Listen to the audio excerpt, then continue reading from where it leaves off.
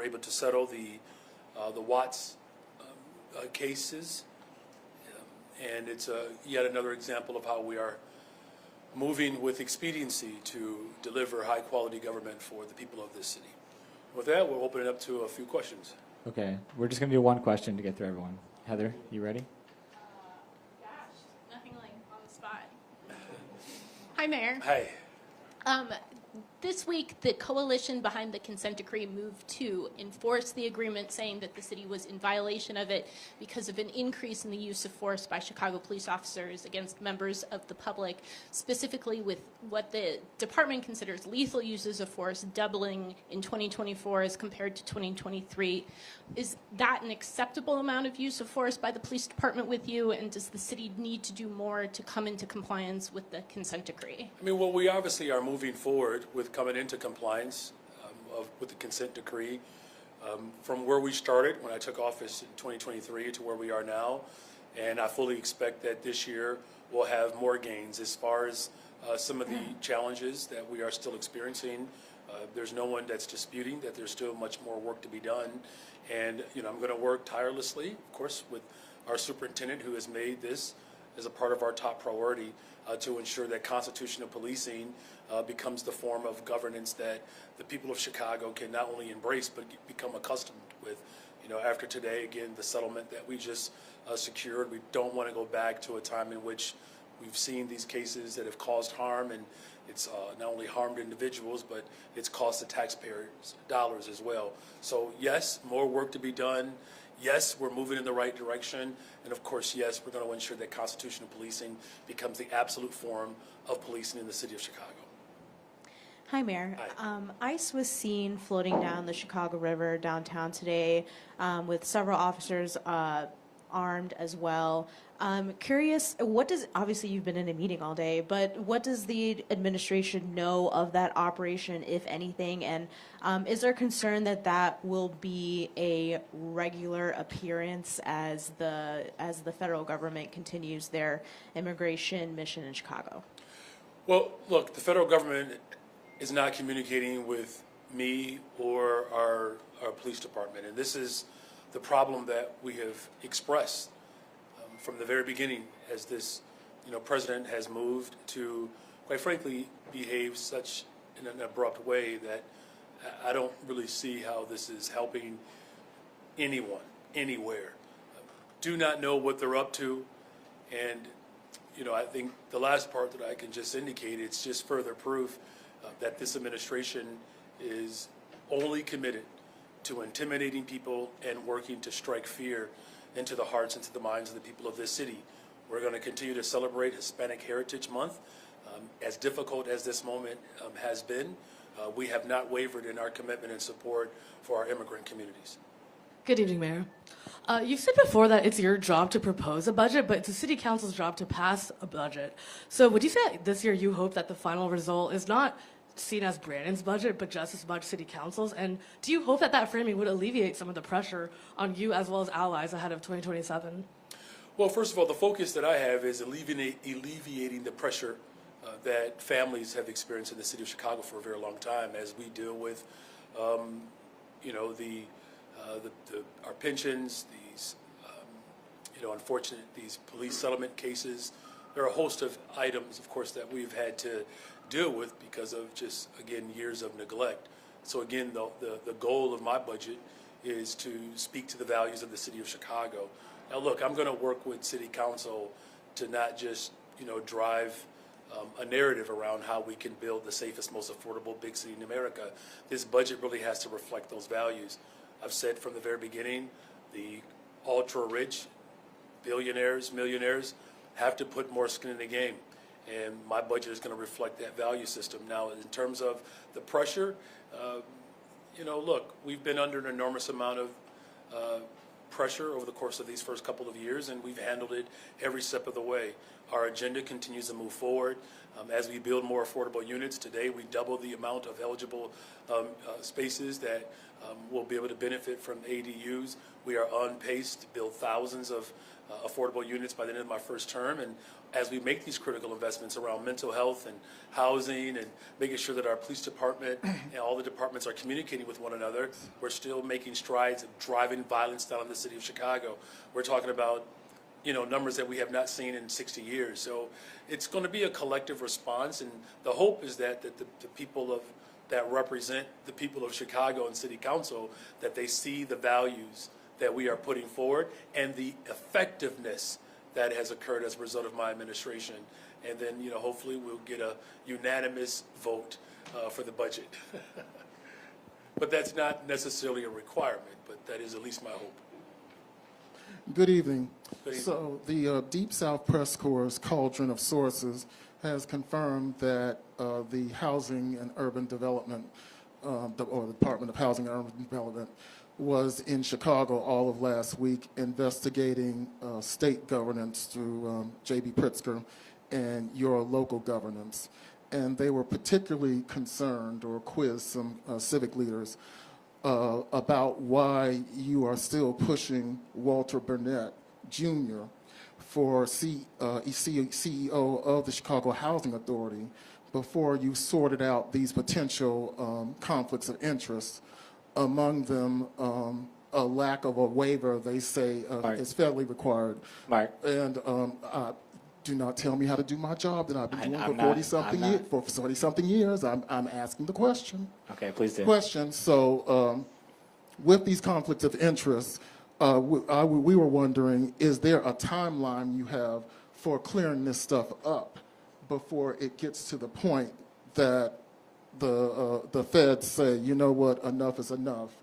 We're going to take over and do a conservatorship until you get it together on these unresolved conflicts of interest? So we do have it together. We are in constant communication with the region as well as at the regional CHA leadership, and we fully expect that we'll be able to move forward with the person that I believe is best situated to run CHA, and that's the former Alderman Walter Burnett.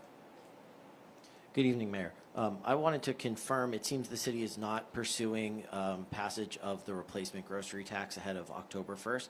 Is there thinking behind not pursuing that if that's true? And do you still intend to pursue that? There was public commenters today who said, you know, that's just regressive, and they were calling on people to not support that. Mm-hmm. Well, look, it's first of all, it's not my tax. Right? I don't own the rights to any taxes. This is a tax that's been around for 30 years. The state has historically collected this tax. The state has decided that it no longer wants the responsibility to collect the tax. And so there are municipalities around the state that have decided to take on that responsibility because the state has decided not to. I do not believe that that tax should be raised, but the idea of the collection of that tax that is now in the hands of municipalities, like any other tax, of course, people are allowed to debate or pontificate around whether or not the collection of this tax should be done by at the municipal level. That's a conversation that the people of City Council, I'm sure, will continue to have. At this point, I've made it very clear, I'm going to work to ensure that we have the revenue that we need to make sure that we're hiring young people, that we're creating pathways to build more affordable units, that we're expanding mental and behavioral health care services, and that we're making critical investments to keep our community safe. Yeah, hi Mayor. Lee Giangreco reporting for Southside Weekly today. Wanted to ask about the CBA. Do you support similar set-asides in other gentrifying neighborhoods, and can you comment on the foundation itself not supporting this CBA? Well, look, I can't speak to, you know, someone's intent or their desires or commitment. I only can speak for myself, and what this pilot program is ultimately doing is protecting seniors. We're talking about individuals who are on fixed income, right? And look, we're also talking about communities where they're overwhelmingly working class folks, brown and black folks.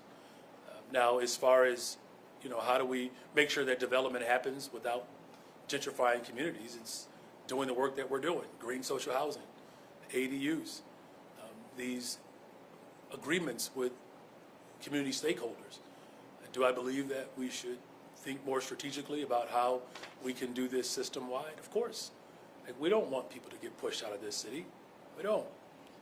And we're talking about for places across this country where the average price of a home is $1 million, $900,000, rent $4,500, $4,200 a month. We don't have those type of significant challenges in the city of Chicago. But if we're not strategic and intentional about our policies, that could very well be the case. Today is a good day because we're moving in the right direction. We double the amount of eligible homes that now can benefit from the ADUs. But we also have, again, representatives from a very strong coalition. These folks have been at it for some time, right? And we're grateful that they hung in there with this effort. And this is why elections do matter, because you actually have someone who is on the fifth floor. I'm talking about myself. I don't normally do that, but I think in this instance, if you would just indulge me, I believe in protecting working people, and I will do whatever is necessary to ensure that the people of the city can afford to live in it. So just to clarify, you wouldn't support like a kind of copy paste of the CBA for another neighborhood? Good evening. It was widely reported, not by Axios, but by others, that there would be a big reshuffle of council leadership today with Emma Mitz as vice mayor and Alderman LaSpada and zoning. What happened, and do you think we're going to be seeing a different lineup suggested next month? Well, look, I've had to put forth an organizational chart that allows for us to build the safest, most affordable big city in America. I will put forth a structure. We'll vote on it inevitably. And as long as that there are people who are committed to fulfilling my mission, which is to build a safe and affordable big city, that's a pathway for success. But in the meantime, government is still operating and working. Nothing has been lost in this moment. And today, obviously, was yet another indication of how we're building more affordable communities. Hi, Mayor. Aye. Excuse me. On that same topic, why do you think you are struggling, you and the city council collectively struggling to make these committee assignments? I spoke to Alderman today. He said one of the problems is your office is not speaking with enough aldermen. You limited this negotiation to the Latino and Black caucuses, and these discussions should start sooner. Who told you that? Okay, Alderman Emma Metz said it should begin sooner. So someone said that I'm not speaking to all members of the different caucuses that are represented here. That's just dishonest. Is it true of this reorganization It's specifically? dishonest. It's not true. We speak with all of the different interested parties that recognize that our number one priority right now is to build the safest, most affordable big city in America. Look, let's just walk through the record here for a second. Paid time off. It was a promise.